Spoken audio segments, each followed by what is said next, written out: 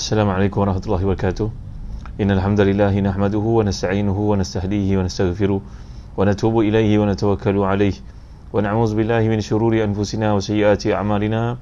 Man yahdihillahu fala mudilla lahu wa man yudlil fala hadiya lahu. Allahumma salli wa sallim wa barik ala Muhammad wa ala ali Muhammad kama sallaita wa sallamta wa barakta ala Ibrahim wa ala ali Ibrahim fil alamin innaka Hamidum Majid. Amma ba'd. Salam kepada Muhammad Hilmi, kepada Syafina, kepada saudara Faris Misfar. Waalaikumsalam warahmatullahi wabarakatuh. Isyak Iskandar, Muhammad Hilmi, Fatimah Syamsuddin, Siti Ajar, Nozia Umar, Zarina Rin, Mas Nurah Hasan Basri, Salma Adam. Maafkan saya tak pandai nak gunakan kemudahan Facebook ni secara lebih optimum ataupun maksimum. Masih lagi dapat nasihat daripada anak buah.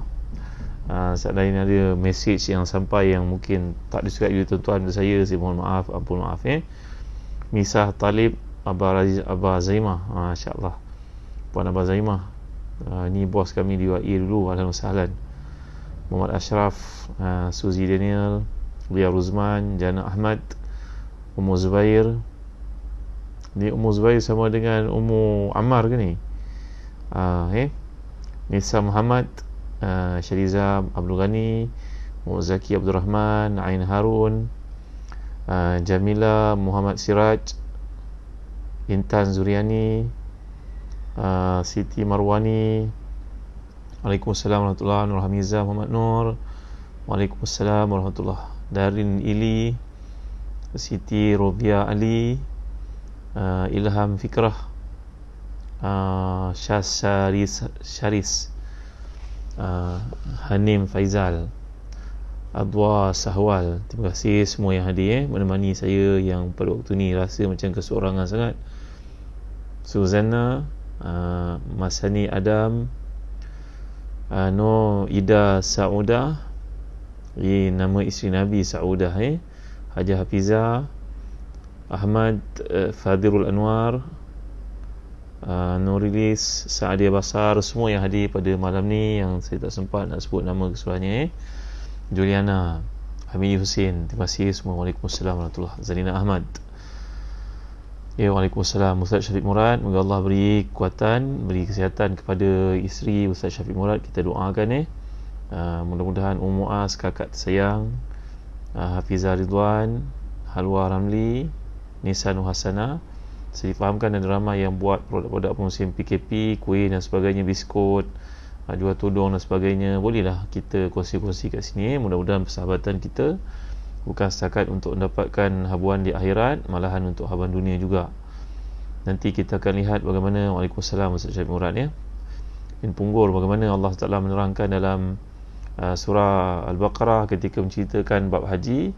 Wa minhum may yaqulu rabbana atina fid dunya hasanah wa ma lahu fil akhirati min khalaq. Wa minhum may yaqulu rabbana atina fid dunya hasanah wa fil akhirati hasanah wa qina azabannar. Zabri Johari, Mimi Mukmin, Lazmu Syahra, Aziz Abdul Karim, Abdul Halim. Kalau Allah nyatakan di situ menegur para sahabat yang merasa bersalah untuk berniaga padahal mereka sedang melaksanakan ibadah haji. Mereka bimbang ia mengganggu konsentrasi haji. Maka Allah turunkan ayat tidak salah untuk mereka berniaga dalam musim haji. La junaha alaikum an tabtaghu fadlan min rabbikum fa idza afattum min arafatin fazkurullaha indal masyriqil haram. Zina Abdul Aziz, topkan kita, Syarifah Zakaria, Hafizah Jazuri, Dr. Nuazia Ayub.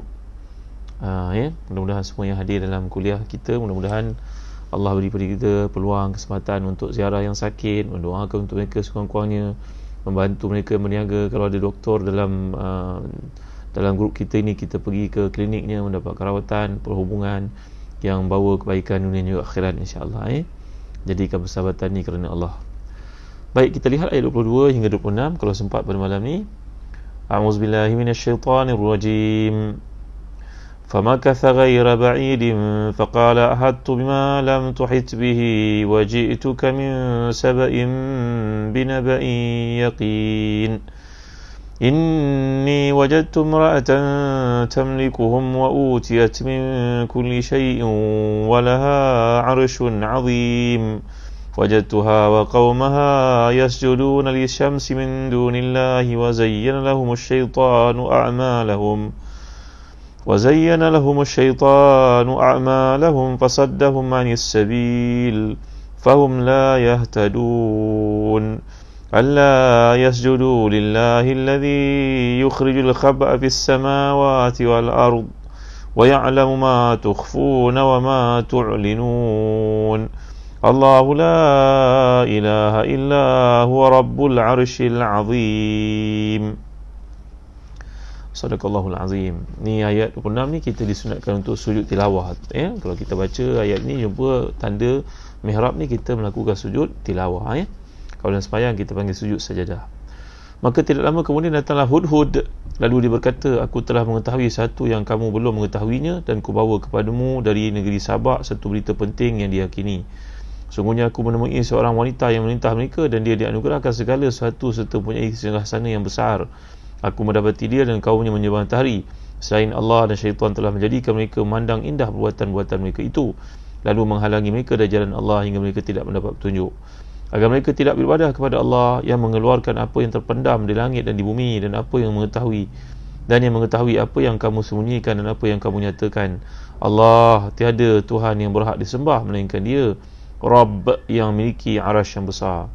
Tuan-tuan, sebelum terlupa kita pakai tafsir Ibn Katsir malam ni. Sekali-sekala kita selangkan dengan tafsir Munir. Baik, malam ni kita pakai tafsir Ibn Katsir, jilid yang ke-7, muka surat ke-16. Sekali lagi saya ucapkan terima kasih kepada tuan-tuan, ada di kalangan tuan-tuan Ahlul Khair, moga Allah berkati. Nabi mengajar kita mendoakan untuk orang baik kepada kita ni, dia mengucapkan jazakallahu khairan. Ada kalangan tuan-tuan perempuan ni hatinya sangat mulia, mewakafkan tafsir Ibn Katsir ni kepada teman-temannya yang kurang kemampuan. Moga-moga dia masuk dalam satu infak ilmu, dalam wakaf ilmu, dalam jariah ilmu, yang mana ilmu itu dimanfaatkan. Mungkin kita tak mampu menyampaikan dengan kata-kata, tapi kita menghadiahkan orang lain. Allahu Akbar. Ada yang menghadiahkan begitu banyak kepada orang lain. Terima kasih ya. Mereka tak mahu dikenali. Mudah-mudahan masuk dalam hadis Nabi SAW. Nabi menyifatkan orang-orang seperti tuan-tuan ni, al-ahfiya ul-atqiya ul-abriya idza hadaru lam yu'rafu wa idza ghabu lam yuftaqadu. Ada kalangan hamba-hamba Allah ni memilih kehidupannya, dia nak rahsia dengan Allah sahaja, biar Allah sahaja yang tahu kebaikannya. Maka dengan sebab itu dia merasa tidak mahu diketahui oleh manusia kebaikan-kebaikan yang dilakukan. Moga-moga tuan-tuan yang melakukan perkara infak ini secara diam-diam, tak mahu dikenali, moga tuan-tuan dimertabatkan oleh Allah bersama dengan para syuhada, para siddiqin, para ulama, para amilin. Baik, kita lihat dalam muka surat 16 daripada jilid ke-7 ini, tafsir Ibn Katsir. Allah berfirman, famakatha, maka datanglah Hudhud, ya, menghilang dalam waktu yang singkat. Kemudian datang serta berkata kepada Sulaiman, ahattu bima lam tuhit bih, saya telah mengetahui satu yang Tuhan belum mengetahuinya, wahai Nabi Allah, iaitu aku mengetahui satu yang belum diketahui olehmu dan pada tenteramu, dan aku membawa kepadamu dari Sabak satu berita penting diyakini, iaitulah berita jujur, benar, yakin bahawa Sabak ni merupakan Himyar, iaitu pemilikan raja-raja di Yaman. Tuan-tuan, nampaknya Hudhud dapat menghidu bahawa Nabi Allah Sulaiman sedang murka padanya, kerana dalam ayat lalu kita telah lihat Nabi saya memberikan amaran, aku akan sembelih Hudhud ini. Bila bertanya kepada ketua sekalian burung nama Uqab ni adalah Nasr, iaitu helang. Bertanya kepada ketua sekalian burung, mana pergi Hudhud? Maka Uqab, iaitu helang, tak dapat menjawab. Akhir sekali dalam keadaan keluh kesah itu, tiba-tiba muncullah Hudhud. Hudhud datang menemui Nabi Sulaiman AS dan beritahu kepadanya, wahai Nabi Allah, saya mendapat tahu satu benda yang Nabi Allah tidak tahu. Menunjukkan kepada kita di sini, tuan-tuan, Allah mengkehendaki satu pelajaran berlaku daripada seekor burung untuk Nabi-Nya yang mulia. Walaupun seekor burung, tapi mampu untuk beri peringatan atau pengajaran kepada seorang Nabi yang tinggi maqamnya di sisi Allah SWT. Jadi dalam peristiwa yang berlaku ini, berkata Said Qutb Syahid, seorang mufassir yang mendapat gelaran, mendapat pangkat syahid, iaitu yang mati syahid. beliau mengatakan bahawa hud-hud yang ditonjolkan imejnya oleh Allah dalam peristiwa menerusi surah An-Naml ini bukanlah hud-hud seperti yang kita lihat pada ini. Walaupun burung hud-hud ini larang kita untuk membunuhnya, kerana Nabi kita SAW dilaporkan dalam hadis riwayat Ahmad, Abu Dawud dan Ibn Majah daripada Abu Hurairah radhiyallahu anhu bahawa baginda bersabda, naha an-Nabi SAW an qatli arba'in min ad-dawab, an-namla wan-nakhla wal-hudhud was-surad. Nabi kita SAW diberitahu mengharamkan kepada umat ini untuk membunuh 4 jenis binatang. Yang pertama semut, yang kedua lebah, yang ketiga hudhud, dan yang keempat adalah surat. Surat ni jenis burung yang duduk di padang pasir seperti robin, seperti burung pipit. Saya sempat tengok tadi tuan-tuan, sajalah untuk kita beritahu tentang burung surat ni tuan-tuan hati dan dikasih sekalian. Tengok ni orang Arab ni tangkap surat. Tengok. Nampak surat.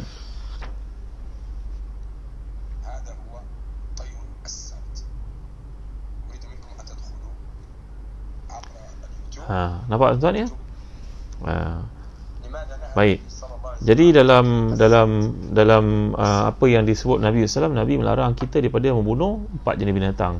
Iaitu yang pertama sekali, larang Nabi SAW untuk membunuh semut dan untuk membunuh lebah dan burung hudhud dan juga surat. Surat ni macam burung pipit yang kepalanya lebih besar daripada burung pipit sedikit, robin itu. Dan binatang ni satu binatang pemangsa, carnivorous yang kecil. Binatang pemangsa walaupun kecil tapi makan serangga-serangga dan sebagainya. Tuan-tuan boleh lihat ya, surat dalam YouTube sebagai contohnya. Jadi burung hudhud yang dikatakan oleh Syed Qutb, ia merujuk kepada hudhud pada zaman Nabi Sulaiman saja sebagai satu mukjizat Nabi Allah yang mulia ini.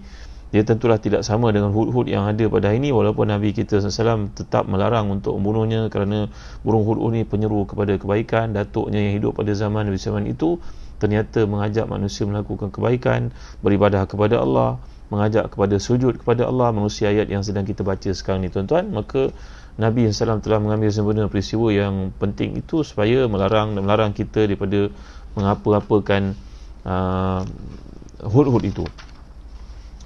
Baik, dalam ayat ini menceritakan, ini wajadtu imra'atan tamlikuhum, aku menjumpai seorang wanita yang memerintah mereka. Kata Al-Hasan Basri, wanita yang dimaksudkan di sini oleh para ulama tafsir menggambarkan bahawa yang dimaksudkan di sini adalah Balqis binti Syurahil, iaitu Ratu Sabak, permaisuri di Sabak. Qatada mengatakan bahawa Syurahil ni merupakan seorang maharaja, dia berkahwin dengan jin dan dapatlah anak dinamakan sebagai Balqis. Wallahu alam. Apa hukum berkahwin dengan jin tuan-tuan ni? Ini menarik juga kalau orang bertanya kepada kita. Wallahu alam. Ketika saya belajar dengan guru saya dulu, pakar Muqarranatul Adyan, Syekh Dr. Muhammad Al-Malakawi, seorang ulama besar dalam bab Muqarranatul Adyan dan bab Usuluddin di Jordan, beliau menceritakan kepada kami bahawa keluarganya berasal dari Palestin. Kata Dr. Muhammad Malakawi, aku punya kawan tuan guru kami tuan-tuan ya, mengajar kami dalam bab Usuluddin di Jordan dahulu, di Yarmouk University. Maka Syekh Dr. Muhammad Malakawi bercerita, aku punya keluarga di Yaman, aku punya keluarga di Palestin. Dia kata dia berkahwin dengan jin. Kami tak percaya, aku sendiri tak percaya. Tapi dia kata, aku pernah ikut dia pergi ke tempat dia kata isteri dia duduk dalam satu kawasan gua, bukit-bukit yang ada di Palestin itu. Maka aku melihat dia membawa tulang-tulang dari kedai makan. Guru saya cerita tuan-tuan ni. Maka tulang yang dibawa itu, kemudian dia pun kata, nak tengok anak-anak aku makan tulang ni. Dia pun ambil tulang itu, dia taburkan dalam lantai gua. Tak semena-mena, dalam masa yang singkat, dalam masa kurang daripada minit, habis semua tulang itu hilang. Semuanya diambil, tak nampak tangan yang mengambilnya, hilang. Padahal curah banyak tuan-tuan. Lalu adik-beradik dia yang tak percaya, keluarga yang tak percaya, tengok keadaan itu, terkejutlah mereka. Dia mengatakan bahawa dia berkahwin dengan wanita jinniyah, seorang wanita dari kalangan jin.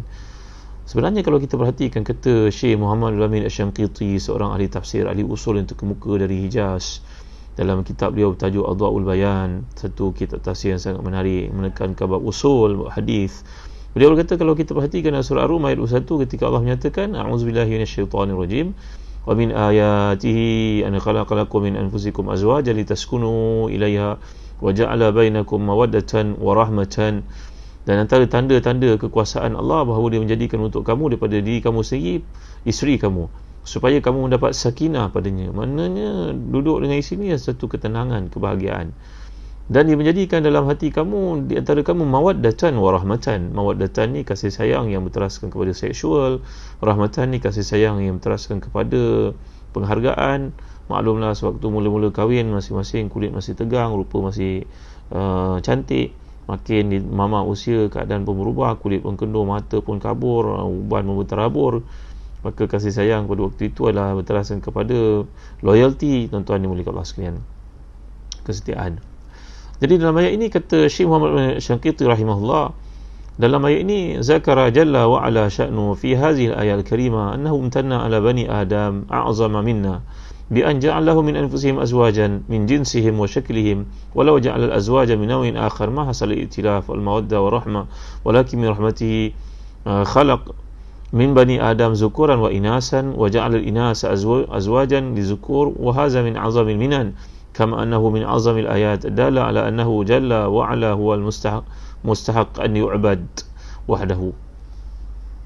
Mustahiq an yu'bad wahdahu. Tuan-tuan, dalam ayat ini kata Syekh Muhammad Amin Asy-Syanqiti mentafsirkan ayat 21 surah Rum, menunjukkan bahawa Allah mengungkit, dan ungkitnya Allah ini adalah satu kebenaran. Allah lah yang mengungkit, kita tak boleh mengungkit, hukumnya haram, kerana apa yang kita berikan daripada Allah sebenarnya.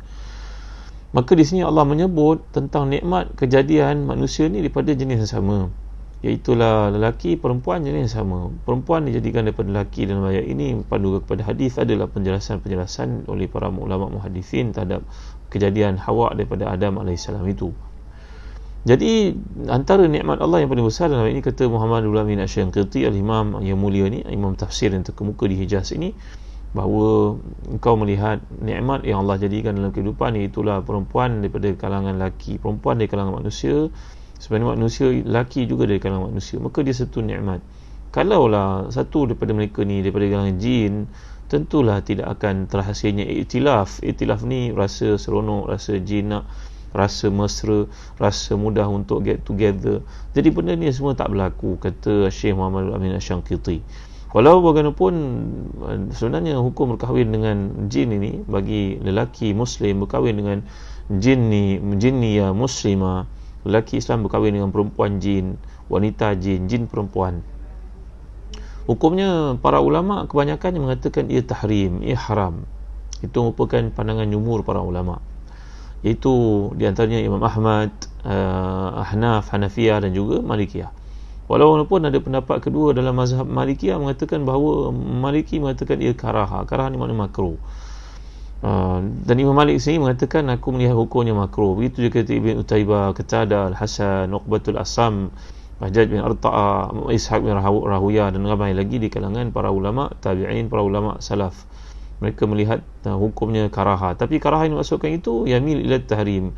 Kalau dalam kata-kata para ulama karaha, makna karaha itu tanzih. Karaha itu tanzih ni dibincangkan dia adalah satu hukum mendekati kepada haram, walaupun dinamakan sebagai makruh. Maka mereka tak suka menuju kepada haram sebenarnya.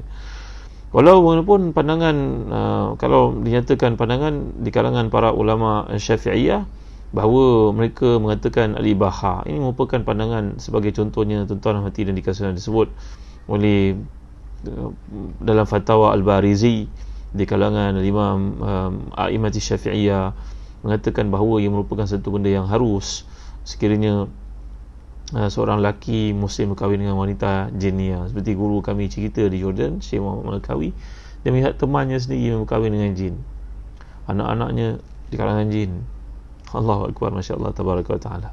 Di kalangan ulama mazhab Syafi'i seperti Mawardi mengatakan hadza mustankir, benda yang tidak boleh terima akal, benda yang tak boleh diterima oleh akal, kerana ditabayun al-jinsaini, kerana jenis manusia berbeza daripada kalangan jin. Macam mana nak berhasil iktilaf di antara mereka? Sedangkan manusia itu bersifat jismani dan jin itu bersifat ruhani. Manusia tubuhnya fizikal boleh dipegang, dijamah, tapi jin ni kita tak nampak. Wallahu alam, tuan-tuan. Jadi di kalangan para ulama tafsir, termasuk Imam Ibn Katsir yang sangat menitik berat kepada hadis, Dalam penukilannya mengatakan bahawa riwayat mengatakan Balqis ini anak kepada jin, ibunya jin, bapaknya insi, bapaknya merupakan manusia, ibunya jin. Hukum berlaku di sudut akal jawas, maknanya ia boleh berlaku. Seperti dikatakan dalam pengalaman para salafus salih, dibentang oleh para ulama, disebut oleh Syekhul Islam dalam fatwa, ada menyatakan memang perkara itu berlaku. Jadi tuan-tuan hati dan dikasih sekalian, saya pernah cerita pada tuan-tuan bahawa zaman Umar Khattab radhiyallahu an, beliau menemui seorang lelaki yang menceritakan bahawa anaknya hilang lama, anak perempuannya hilang lama. Tiba-tiba jumpa anaknya dalam keadaan kusuk masai. Ditanya kepada anaknya, mana kau pergi nak, ayah cari kau lama. Dia berkata bahawa dilarikan oleh segolongan jin kerana ada masalah tertentu. Maka jin bawa lari dia. Tiba-tiba dia dijaga dengan baik, tak ada apa-apakan. Jin tu jin Islam, tak mengapa-apakannya. Tiba-tiba berlakulah perkelahian, pergaduhan di antara kabilah jin itu dengan kabilah lain, menyebabkan keadaan menjadi tak selamat. Maka jin tu pulangkan dia kepada keluarganya. Maka ayah jumpa.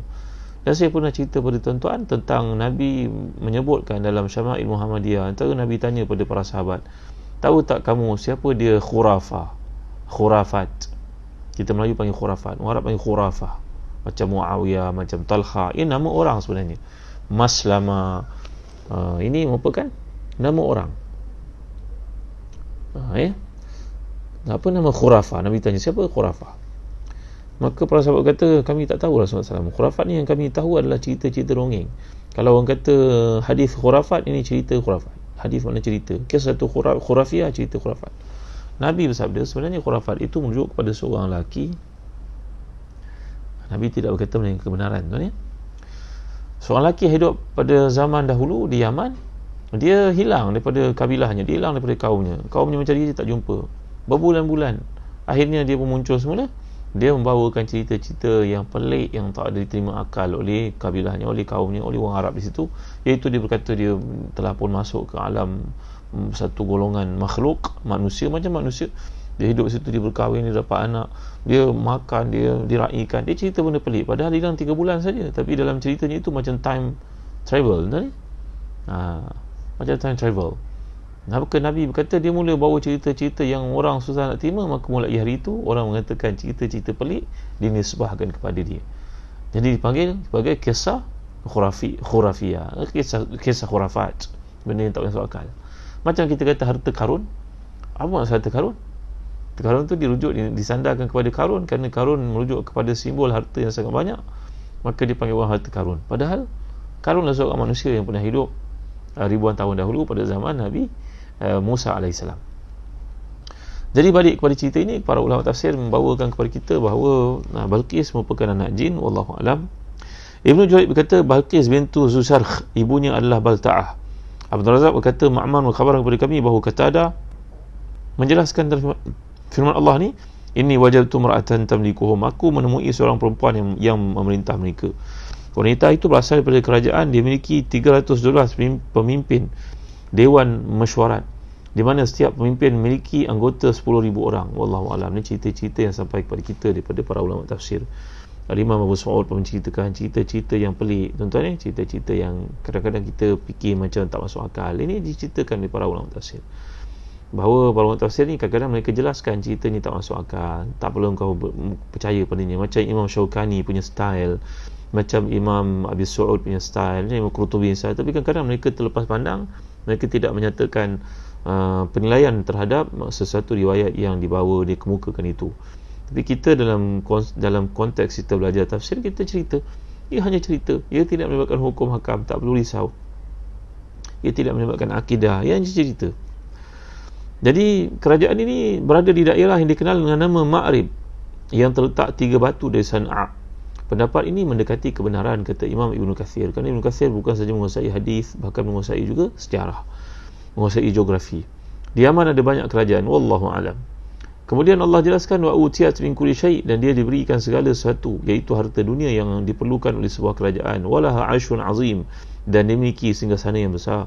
Maksud singgasana tempat duduknya besar, agung, dihiasi dengan emas, bermacam mutiara dan berlian. Para ahli sejarah mengatakan singgasana ini berada di sana yang besar berkilau, tinggi menjulang, Dalamnya terdapat 360 jendela di sisi timur dan barat.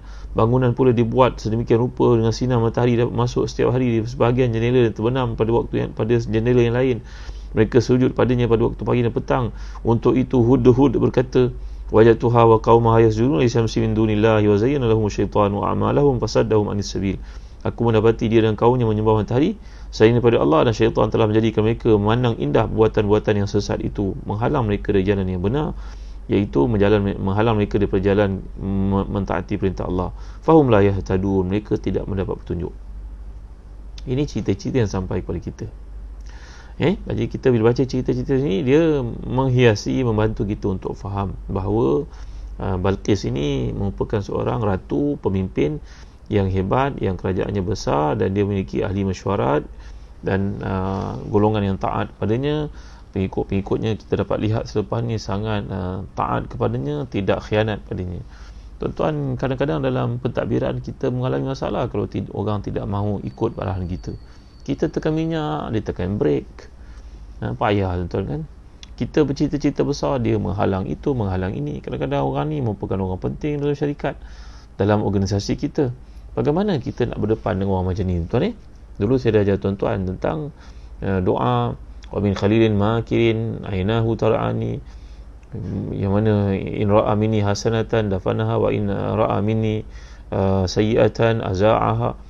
Yang kita telah baca doa minta kepada Allah perlindungan daripada jiran yang jahat, anak yang menjadi pemimpin kepada kita, isteri yang menyebabkan kita tusyayyibuni qabla al-masyib, jadikan aku beruban sebelum waktunya. Jadi ini satu doa. Lagi satu saya nak ajar doa ni tuan-tuan, kalau kita dalam kepimpinan, kita nak mendapat sokongan daripada orang bawahan, kita lihat nanti kualiti yang ada kepada kepimpinan Balqis ni yang Allah anjur kepada kita, Allah ajar kita hari ini untuk kita teliti dan kita faham tuan-tuan ya. Jadi pendengar yang setia kepada orang bawahan, jangan mudah melompat, jangan jadi orang yang orang yang panas baran, asabi, temperamental, apa-apa. Maknanya orang yang mudah melompat, orang yang tidak reti menghargai orang bawahan, dia je betul. Orang macam ni tak berjaya nanti tuan-tuan. Organisasi boleh hancur. Itu sebab antara doa yang kita kena panjatkan kepada Allah selalu untuk anak-anak kita. Ayat 74 surah Al-Furqan yang selalu saya ajar tuan-tuan, iaitu Rabbana hablana min azwajina wa dhurriyyatina qurrata a'yun waj'alna lil muttaqina imama. Apa dimaksud tuan-tuan? Ya Allah, jadikan kami, pasangan kami hot tempered, Kamilan Haimi dah sebut, bad tempered, orang yang mudah marah, orang yang senang triggered, melompat, kena sikit je dia dah tak tentu hala, asabi orang Arab kata, orang yang cepat mengamuk, orang yang bad tempered, yang mudah melompat, mudah marah. Jadi antara doa yang kita baca ayat 74 surah Al-Furqan tadi. Dan kalau kita dah jadi pemimpin dalam satu organisasi yang hendak sokongan orang bawahan kita, kita selalu amalkan doa ni tuan-tuan ni. Mudah-mudahan Ustaz Syafiq Murad walaupun sibuk menguruskan keluarga, Ustazah Safi Sadiqin, Ummu Fatih, ni pembantu-pembantu yang sangat setia buat saya dalam kuliah kita. Kita amalkan doa ni tuan-tuan. Doa ni ada dalam kitab Azkarul Azkar yang saya galakkan tuan-tuan untuk miliki ni. Azkarul Azkar. Muka surat apa? 192. Apa maksudnya doa ini? Apa yang kita kena baca? Rabbi a'inni wala tu'in alayya wansurni wala tansur alayya wamkur li wala tamkur alayya wahdini wa yassir hudai ilayya wansurni ala man bagha alayya. Rabbi a'inni wala tu'in alayya wansurni wala tansur alayya wamkur li wala tamkur alayya wahdini wa yassir hudai ilayya wansurni ala man bagha alayya. Tuan-tuan, doa ni kena amal tuan-tuan. Kita dalam organisasi banyak kadang-kadang orang ambil kesempatan terhadap kelemahan kita. Kita ni orang baik sangat, maka orang pijak kita. Kita ni orang lurus, tak smart macam mereka. Orang panggil cunning. Jadi pemimpin ni kadang-kadang ada yang shrewd, ada yang cunning, yang suka ambil kesempatan pada orang lain. Ustaz Safi Sadiqin dan juga Ustaz Syafiq Murad tolong masukkan doa ni. Saya ni sedang justru kat sahabat. Ya. Rabbi a'inni wa la tu'in alayya wansurni wa la tansur alayya wamkur li wa la tamkur alayya wahdini wa yassir hudai ilayya wansurni ala man bagha alayya. Muka surat 192. Maksudnya apa? Ya Allah, bantulah aku, jangan kau bantu musuhku ke atasku. Tolonglah aku, jangan kau tolong musuhku terhadapku. Rancangkan strategi yang terbaik untuk menangkan aku. Janganlah dibantu musuhku untuk menewaskan aku. Mudahkan petunjuk kepadaku. Tolonglah aku kepada orang yang menzalimiku. Allah, bagusnya doa ni tuan-tuan, penting sangat. Saya cerita sikit untuk tuan-tuan faham. Orang bekerja, tiba-tiba oleh kerana kesilapan berlaku pada satu pihak, maka nak menganiaya orang tu, dia frame-nya orang tu. Seperti cerita para ulama, seorang yang soleh, dia bekerja di satu tempat, macam kita kilang lah ibaratnya. Cerita orang dulu-dulu pada zaman ratusan tahun dahulu, kerja kilang. Bos orang baik. Bos ni percaya pada beberapa orang staff dia. Seorang daripada ni, budak ni tak pelajaran tinggi, tapi dia jujur, amanah, berintegriti, orangnya bagus. Maka tuan-tuan, dia seorang yang tak kerti nak bercakap banyak, tapi kerjanya bagus, tekun, amanah, jujur, bagi apa pun dia buat dengan baik. Dalam satu tempat kita akan menjumpa ada yang seperti malaikat baik ni, ada orang kadang-kadang dia rosak, kadang dia jadi baik, ada macam syaitan pun ada. Maka di kalangan yang macam syaitan ini, tuan-tuan jangan salah bahasa saya, maksud saya Zawawi Ghazali dia masukkan doa ni. Terima kasih Cik Zawawi Ghazali, ya Allah, ramainya ustazah dalam kuliah kita. Terima kasih. Dah ada doa Cik Zawawi Ghazali, masukkan Rabbi a'inni wa la tu'in alayya wansurni wa la tansur alayya wamkur li wa la tamkur alayya wahdini wa yassir li al-huda wansurni ala man bagha alayya. Boleh amalkan doa ni. Maka kisah ni tuan-tuan berlaku, seorang pekerja yang jujur, yang bagus, yang baik, kawannya orang jahat. Satu hari dia buat tentang kerja macam kita hari cuti lah ibaratnya. Contoh hari cuti pada Jumaat, maka budak yang jujur, yang baik datang kerja, kerjanya tak selesai, dia datang kerja. Tiba-tiba ketika dia sampai di macam office ke kilang ke, apalah bentuk yang boleh kita fahami dalam suasana pada hari ini, tiba-tiba dia mendapati ada rakan sepejabatnya sedang berzina dengan juga office mate-nya. Mereka berzina. Maka dia kan terkejut melihat orang datang, tak sangka hari itu hari cuti, dia ingat tak ada orang datang, lihat orang yang baik ni datang, maka perempuan tu dah rasa bersalah. Oleh kerana dia rasa bersalah, dia create story lah tuan-tuan. Dia nak frame orang yang baik ni, lalu dia membawakan bukti kepada bos, menangis. Orang menangis ni belum tentu betul tuan-tuan ni. Jangan kita mudah terpedaya. Orang menangis ni kita anggap betul. Tak, belum betul. Nanti kita baca surah Yusuf. Kerana anak-anak Nabi Ya'qub ketika datang bertemu ayahnya, sebab menolak si adik jatuh ke dalam pergi buta, waja'a abahum isya'a yabkun, Allah kata. Mereka datang bertemu dengan ayah pada waktu malam dalam keadaan menangis. Menangis yang belum tentu betul. Banyaknya orang munafik yang menangis di depan orang.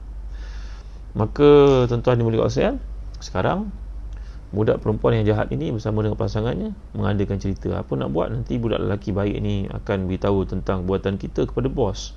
Sebelum itu berlaku, kita create story dulu supaya dia yang kena tangkap dan dihukum. Maka budak perempuan ni bawalah kepada bos bukti-bukti yang dia diperkosa oleh budak lelaki yang baik ni. Dia tunjukkan baju dia koyak, dia tunjukkan apa-apalah yang boleh dijadikan bahan bukti. Maka bos yang pun termenung tengok. Nak kata tak betul, masa zaman mana ada CCTV ya tuan-tuan. Maka bos termenung, Allah, orang ni aku memegang amanah, rasa dia jujur, aku pun macam ni dikhianat pada aku. Tak patut betul. Dia pun jumpa dengan kawannya juga seorang usahawan besar, saudagar, kata macam mana aku nak buat, seorang pekerja aku ingatkan dia baik, rupanya dia penipu, dia khianat pada aku. Maka kawan dia kata begini, senang dia cerita. Pada hari sekian-sekian, hari Isnin ni contohnya, pukul 1 tengah hari aku ada kat office. Aku nak kau pergi hantar budak lelaki ni, hantarlah barang kepada aku. Katakan kepadanya barang ni kena hantar kepada aku. Ni barang ni dihantar kat aku pada jam 1 tengah hari. Jangan lambat, jangan cepat. Sampai nanti aku tahulah nak uruskan budak lelaki berdebah ni, kata kawan bos itu. Bos itu setuju. Memang aku nak kena bunuh ni, kalau tak diduduk dia menjadi satu bahaya kepada kita semua. Maka dia pun panggil budak lelaki ni. Dia tak tanya apa yang berlaku. Kata nanti hari Isnin pukul 1 tengah hari kau bawa benda ni hantar pada kawan aku ke alamat sekian-sekian. Kau deliver benda ni kepada kawan aku. Maka budak lelaki yang baik ini pun percaya dan ikut arahan bos. Menjelang hari yang ditetapkan, waktu ditetapkan, dia pun pergi jumpa bos untuk ambil barang itu. Tak kala dia nak keluar daripada kilang ataupun office, tiba-tiba supervisor yang lebih tinggi daripadanya panggil, "Fulan, kau nak ke mana, Fulan?" Dia jawab, "Bos besar suruh saya hantar barang ni." Engkau orang penting kat kilang ni, kau tak ada, ibaratnya ada benda tak berlaku nanti, macam kita istilah, mesin tak berjalan nanti kalau kau tak ada, kau jangan pergi. Tuan, yang suruh saya bos besar, aku adalah supervisor kau, aku GM kau, aku tahu nanti jawab pada bos besar. Mai sini barang tu, apa kau pula pergi bagi? Dia pun panggil budak lelaki yang berzina dengan teman wanitanya itu. Tuan nampak? Wallahu waliul mu'minin. Allah bantu orang beriman. Dia panggil budak lelaki yang berzina itu, ni supervisor panggil budak lelaki yang berzina itu, Fulan, aku nak engkau pergi ambil tempat dia ni, kau pergi hantar ni pada alamat yang bos minta hantar ni. Yang budak itu pun ikut, budak lelaki yang jahat itu. Dia ambil barang itu, tuan, dia pergi ke kilang ataupun syarikat kawan pada bos pada waktu ditetapkan. Maka kawan bos itu manalah kenal siapa yang bersalah dan sebagainya. Sampai saja dipanggil naik tempat tersembunyi, dipancung orang itu, mati, tuan-tuan. Menjelang petang, bos besar yang dekat kilang pertama ini, yang menyangkakan stafnya telah dibunuh, turun ke bawah, lihat ke bawah. Dia terkejut tengok yang disuruhnya pergi hantar barang itu masih hidup. Fulan, kau hidup lagi, melompat dia. Mai sini kau, Fulan. Dia panggil datang ke biliknya.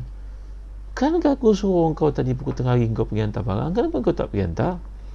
Dia kata, bos, sebenarnya saya nak pergi, tapi supervisor tahan saya. Apa salah dia tahan kau? Dia kata, saya diperlukan untuk uruskan syarikat ni, bahagian ni, nanti kalau saya tak ada, kerja ni tak selesai. Allahu Akbar, la ilaha illallah, masyaAllah, masyaAllah, tabarakallah, inna lillahi wa inna ilaihi raji'un. Fulan, aku tanya kau lah, Fulan. Bos ni kata pada yang tegas, betul ke kau berzina dengan budak perempuan itu? Budak lelaki yang baik ni mengucap, Astaghfirullahalazim, inna lillahi wa inna ilaihi raji'un. Wahai bos yang dimuliakan Allah, sebenarnya bukan saya berzina. Yang berzina adalah yang pergi gantikan tempat saya untuk menghantar barang bos itu. Saya melihat buatan zina itu, tapi saya tak ada bukti, saya tak ada saksi, saya tak mampu nak datangkan orang menyaksikan benda itu. 4 orang, tak ada seorang pun yang mampu datang, dan mereka pun sudah berhenti melakukan buatan itu masa saya tiba. Astaghfirullahalazim, la ilaha illallah. Maka bos besar ni panggil budak perempuan yang buat aduan palsu itu. Dia pun menangis, mengatakan betul dia buat aduan palsu untuk menganiaya budak lelaki yang baik ni. Saya bawa cerita ni, tuan-tuan, kerana dalam pentadbiran, satu aspek yang tidak boleh diabaikan. Kita orang Melayu, orang Islam, kadang-kadang takut nak pergi kepada kepimpinan kerana kita tidak mahu berdepan dengan masalah, kita takut berdepan dengan isu. Kita minta tolong pada Allah lah, tuan-tuan. Kalau kita tidak mahu ambil tanggungjawab, nanti orang bukan Islam yang ambil tanggungjawab bila kita nak dipimpin. Kerana kita kadang-kadang orang Islam ni takut nak pegang tanggungjawab, tak nak. Kadang-kadang ada kalangan orang Islam yang jutawan, yang duitnya banyak, tapi tak mau buat syarikat kerana tak mau uruskan orang. Kan uruskan orang tu dapat pahala, tuan-tuan. Kan kehebat rezeki yang Allah beri pada kita disalurkan kepada berapa ribu orang duduk bawah kita bila kita dimajikan, kan? Jadi kisah kepimpinan yang Allah bawa dalam Quran bukan kebetulan. Kisah kepimpinan dalam Quran adalah untuk menggarap semangat kepimpinan dalam diri orang Islam. Orang Islam tidak boleh jadi pengikut, tak boleh jadi tail, ekor. Mereka mesti jadi kepala. Kerana itu ayat-ayat yang menceritakan tentang kepimpinan ni, orang perempuan menjadi pemimpin dalam kisah Balqis, dan terbukti dia mampu untuk memimpin rakyat dengan baik. Apatah lagi kalau kita orang Islam yang punya bekal doa seperti doa yang dianjurkan Nabi SAW ini. Jadi doa ni jangan main, tuan-tuan ya. Doa ni penting, amalkan. Di mana saja kita pergi, orang nak khianat kepada kita, Allah akan protect kita, Allah akan selamatkan kita dengan izin Allah SWT. Baca setiap kali kita nak masuk office. Ada orang kadang orang niaya dia. Kita mendengar cerita-cerita sedih kadang. Dia pergi ke hospital, dia jururawat, dia terlibat sebagai doktor, tiba-tiba dia pula kena HIV kerana injection yang tak disengajakan terhadapnya. Pernah dengar, tuan-tuan? Allah, banyak, tuan, kan? Orang kerja dekat custom, dia tak bersalah, tiba-tiba dia pula di-framekan, dia pula yang dikatakan ambil dadah. Orang kerja polis, berapa ramai yang tak niaya. Bacalah doa ni, tuan-tuan. Baca doa ni. Kerana kalau Allah menceritakan tentang konsep yang paling ideal kepimpinan dalam Nabi Sulaiman, Nabi Allah, jin yang ada nanti kita lihat takut kepadanya. Wa husyira Sulaiman junubun jinni wal insi wa hum yuzaun. Allah menghimpunkan untuknya dengan kerahan paksa rela, tak ada siapa boleh bantah sebab dia Nabi Allah. Dan kualiti ada pada Balqis ini, kepemimpinannya, kita lihat kekuatan aspek mesyuarah yang dibangunkan dalam diri, dalam personaliti kepemimpinannya. Ini benda-benda yang kita kena ambil. Dan jangan lupa doa ini. Baca doa ni setiap kali kita nak masuk office. Ada orang kadang dia sampai ke office ngantuk, tidur. Ada orang pergi ke office bajunya kena conteng. Tuan pernah dengar kan? Dah orang dengki kan? Orang tak mau melihat dia maju. Dia pergi ke office dia tertidur, tak boleh mentadbir kerana masuk je mengantuk. Susah masuk office mengantuk. Kesian, malam tadi tidur cukup dah, tapi masuk office tidur, terlelap. Macam-macam perbuatan khianat orang kepada kita. Jadi kita mohon kepada Allah di samping doa yang kita pelajari keluar rumah. Bismillahirrahmanirrahim. Wala haula wala quwwata illa billah. Apa lagi? Hati Hamid minta ulang doa ni. Nanti Ustaz Syafiq Murad tulis, dan juga saya dah nampak tadi. Siapa saudara Zawawi tulis tadi? Zawawi Ghazali ni muka surat 192. Baca doa ni. Dan baca doa yang saya ijazahkan juga dulu. A'udzubillahi an adilla au dhal au azilla au uzal au azlima au uzlam au ajhal au yujhal alayya, kan?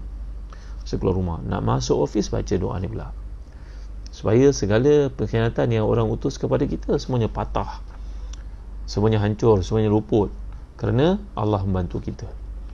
Ingat tuan jadi manusia ni ada yang berkelakuan macam jin, kerana itu Allah sebut syayatinal insi wal jin yuhi ba'dhum ila ba'dhin zukhrufal qawli ghurura. Ada kalangan manusia ni kelakuannya lebih teruk daripada jin.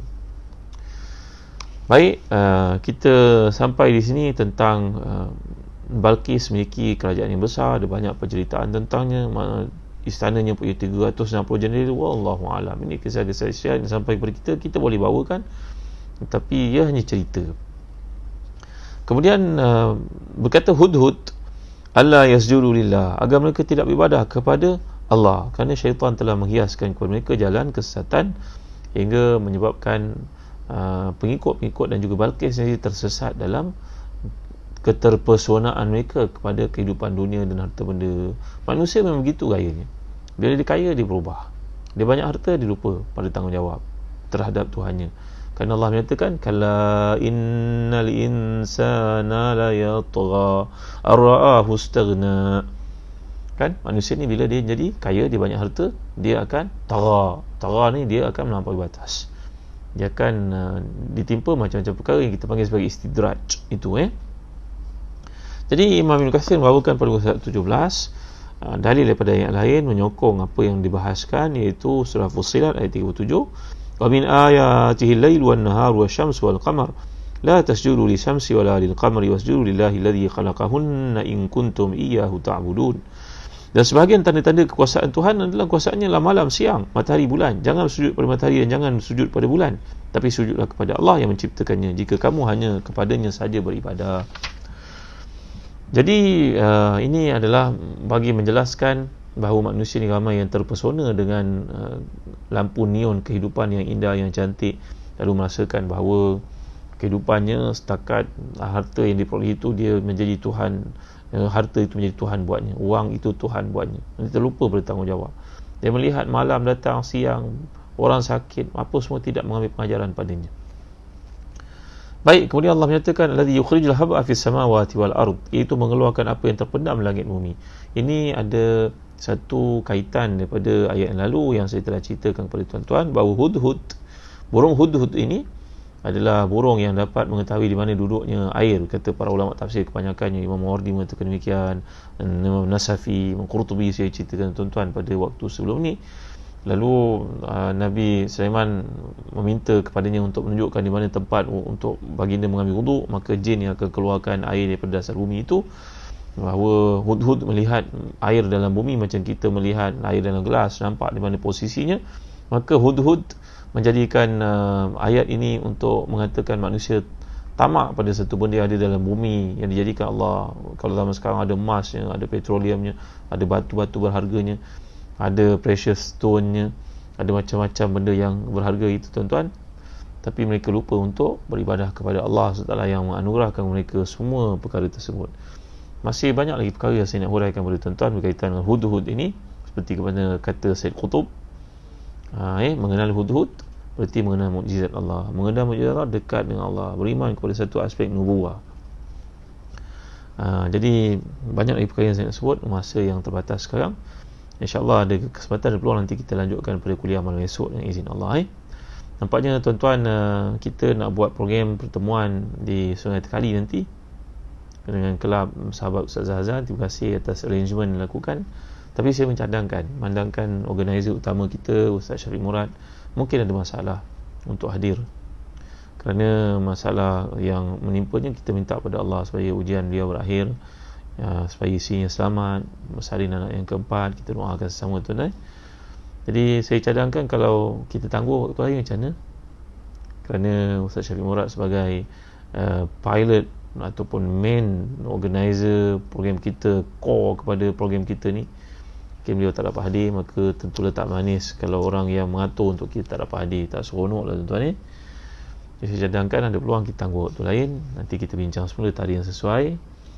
Kita doa pada Allah, mudah-mudahan semua sahabat dalam grup ini sentiasa dilimpahi kurnia, dilimpahi keberkatan, keafiatan. Ummu Muaz, kakak saya yang tersayang, Azina Riz, Unsa Ansi, Miza, Akma, Zamri Johari, terima kasih kalian semua hadir dalam grup kita di Facebook ini. Panjang-panjang kepada selamanya teman-teman yang ada di luar. Mudah-mudahan mereka dapat memahami surah Semut ini dan mengetahui binatang yang lemah ni punya kedudukan yang tinggi di sisi Allah SWT. Isnaizah Ibrahim, ramai nama-nama baru, saya tak sempat nak sebut semua, ampun maaf. Jadi tuan-tuan, lagi sekali saya umumkan, tuan-tuan, kami ada menghasilkan produk bernama Birkah, iaitu Habatus Sauda, yang sangat penting untuk kita makan, kerana Nabi menjanjikan ia merupakan syifa daripada semua dawa. Syifa bukan semua syifa daripada semua penyakit. Ia dawa, satu ubat yang paling mujarab. Dan para ulama Islam seperti Dr. Ahmad Qadhi, ramai di kalangan saintis Islam, pemakanan menunjukkan kepentingan untuk makannya, meningkatkan imunisasi kita, menyelamatkan kita daripada penyakit-penyakit bahaya, antioksidan yang hebat. Dan itu Nabi menjanjikan kesihatan bagi yang mengamalkan Habatus Sauda. Jadi atas seruan Nabi ni kami cuba untuk hasilkan Habatus Sauda, dan apa yang kita lakukan, kita memastikan soft gel yang menutup minyak zaitun, minyak Habatus Sauda ni dari jenis gelatin yang dihalalkan, yang Islamic compliance. Jadi tuan-tuan mendapatkan minyak Birkah Habatus Sauda yang dihasilkan oleh Telaga Biru ini di Go Shop sebagai contohnya. Jadi mudah-mudahan kita dapat amalkan satu sunnah Nabi dalam pemakanan. Mudah-mudahan dapat beri kesihatan dengan badan kita sihat, akal kita sihat, tubuh kita sihat, hidup kita bertambah bahagia, insya-Allah.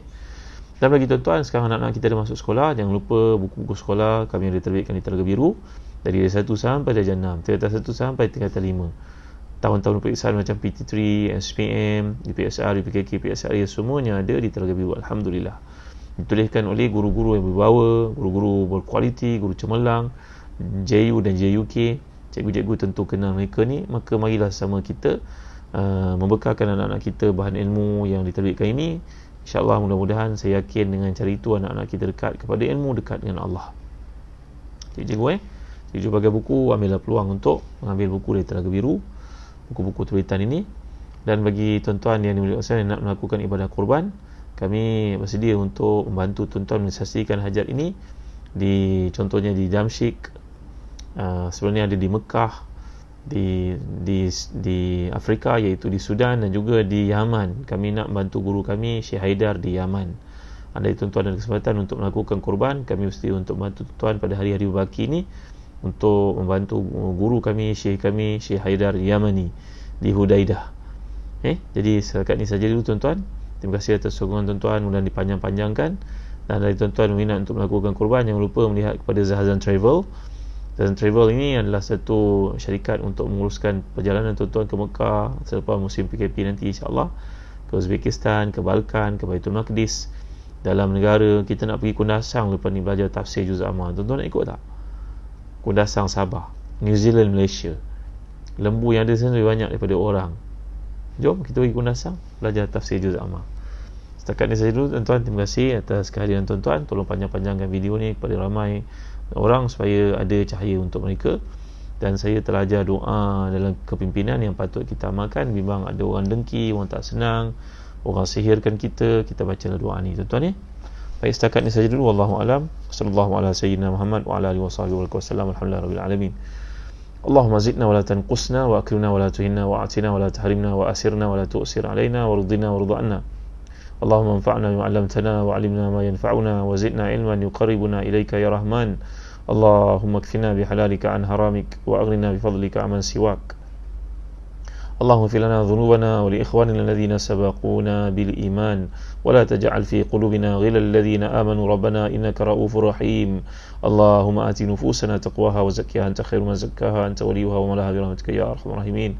ربي أعنا ولا تعن علينا وانصرنا ولا تنصر علينا وامكر لنا ولا تمكر علينا واهدنا ويسر هدانا إلينا أو انصرنا على من بغى علينا. Ya Allah, ya Tuhan kami, bantulah kami, jangan Engkau bantu musuh kami ke atas kami. Tolonglah kami, jangan Engkau tolong musuh kami ke atas kami, mengatasi kami. Wahai Tuhan kami, rancanglah untuk kami strategi terbaik untuk kami mentadbir, supaya kami menang, bukannya musuh yang dibantu yang akan mengalahkan kami, menganiaya kami. Wahai Tuhan, mudahkanlah petunjuk kepada kami, tolonglah kami terhadap orang yang menzalimi kami. Rabbana atina fid dunya hasanah wa fil akhirati hasanah wa qina azaban nar. Wa sallallahu ala sayyidina Muhammad wa ala alihi wa sahbihi wa baraka wasallam. Alhamdulillahirabbil alamin. Taqabbalallahu minna wa minkum. Assalamualaikum warahmatullahi wabarakatuh. Ada soalan apa-apa ke?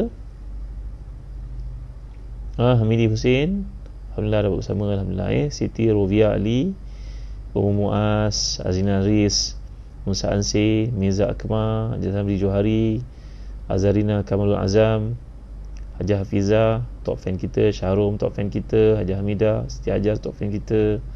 Hamidi Hussein, top fan. Ustazah Safi Sadiqin, top fan kita. Rafida Abdul Rahman. Ya, boleh apa ni Ustazah Safi? Boleh tangguhkan kerana backbone kepada pertemuan kita Ustaz Syafiq Murad kemungkinan besar tak dapat hadir. Tak seronok kalau boleh tak hadir. Saya alhamdulillah dah melihat kepada keadaan beliau. Saya menghubungi beliau dan saya lihat beberapa orang sahabat yang saya sempat ziarah. Saya janji nak ziarah, dan belum saya dapat ziarah, insya-Allah saya akan ziarah. Maklumkan supaya kita dapat sama-sama mendoakan apa jua masalah yang tuan-tuan alami. Nanti kita boleh panjang-panjangkan, insya-Allah. Rohaya Talib, Syariza Abdul Ghani, Hafizah Ridwan, Motif Dina, top fan kita Azarina Kamul Azam, Iyad Abdullah, top fan, Kamisa, Jana Yusof, Farah Nur Izan, Maimun Muda, Syah Syaris, top fan, Wan Nurma, Mirza Akmal, Nur Hasyah Bakri, top fan, Sharifah Zakaria. Kita memudahkan urusan Ustaz Syafiq, mudah-mudahan kita doakan Bismi, top fan, Rabaitun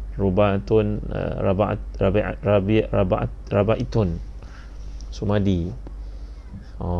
Saya nak terbaca bahasa Rabi'atun Rabi'atul Adawiyah, top fan. Azima, Farlisa Masidi, Raja Roslin, top fan kita. Ili Iziani, Azizah Latif, top fan. Zabri Johari, Ida Sauda, Halili Ahmad, Syafiq Sa'ari, Suraya Ishaq, Hamidi Hussein, top fan. Aizatul Adnan, Nawiyah Sanawiyah, Nulizan, Azina. Terima kasih Ustaz Azalina, semoga Allah merahmati. Terima kasih Azalina. Fizu Hafiz, Assalamualaikum. Waalaikumsalam buat semua. Jana Yusof, semoga dia pemudahkan urusan Ustaz Syafiq Murad kita dan isinya, amin. Nur Sahaliza Ahmad Saidin, top fan. Saya buat saja batu 14 ulangan kat Padang Bola Hajah Hafizah, insya-Allah nanti kita rancang waktu lain. Yang Mulia Raja Roslin, top fan kita. Dayang Mendayang, terima kasih. Cija Syahrum Syahri, top fan. Aisyah Abdullah, Allah ramai sangat, terima kasih semua. Sapul Ali, Ifa Syamimi Wati, Syarifah, ampun maaf kalau tertinggal nama. Nurida Muhammad, top fan kita. Iza Faiz, Narti Nai Yamin, top fan. Kalau konsum biji-biji habat sauda elok tak Ustaz? Ya. Bagus sangat. Kalau orang Arab di negara Jordan contohnya, di Syria, kita buat roti canai macam mereka ada pizza, taburkan sikit atas tu. Kata Ibn Qayyim, kalau kita nak makan 7 biji, 7, 14, 7, 21, 27, bilangan gaji seperti itu. Jangan masukkan dekat asam pedas yang tengah mendidih tu, yang mana yang kita nak makan, dalam mangkuk ke, masuk dalam pedas, nanti rasanya berubah. Dia macam herba kan. Jadi boleh makan biji, kalau tahan lagi baik. Kalau tak, dia makan dia punya minyak. Macam kami di Telaga Biru, kami terbitkan dalam bentuk kapsul. Dia makan kapsul tu, warnanya hitam. Kita ambil pada sumber yang diyakini dari Pakistan, gelatin yang halal, lembu yang disembelih. Kita pastikan semuanya halal, barulah kita proses. Alhamdulillah. Boleh dapatkan di Go Shop. Lajnah Riz Zabanun Yaakob, terima kasih Zabanun. Nawal Mahmud, Tok Fan, Intan Suraya, Sa'ada, Mahani Adam, Nur Azia, Dr. Nur Azia, terima kasih Dr. Azia. Zainab, Muhammad Awang, Muhammad Zainuddin, Syarul Syari, Tok Fan, Salmi, Swizi Daniel, Nurilis, Tok Fan kita, Anissa Osman, Falisa. Terima kasih semua. Sekian, Assalamualaikum warahmatullahi wabarakatuh.